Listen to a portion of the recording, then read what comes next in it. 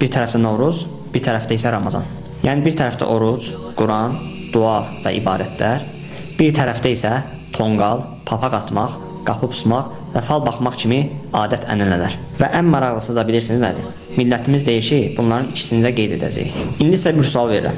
Bir insan necə olur ki, günorta oruç tutur, axşam da gedir tonqalın üstündən tullanır. Hələ utanmadan da deyir ki, ağırlığım, oğurluğum odda qalsın. Yəni gündüz Allaha ibadət edir, axşam da dəlilərini tonqala həvalə edir. Elə bir bunun problemlərini Allah yox, tonqal həll eləyəcək. Bədbəxt hələ də bilmir ki, dərdlərini yox, özünü yandırır.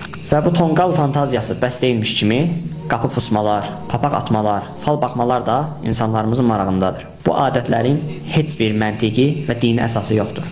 Sadəcə olaraq insanları əyləndirmək və günaha salmaq üçün uydurulmuş xarafatlardır. Mən başa düşə bilmirəm ki, bir müsəlman başqa bir insanın evini necə pusa bilər? Sən evində ailənlə söhbət edərkən başqa biri gəlib sənin evini pussa, sənə bu xoş olar?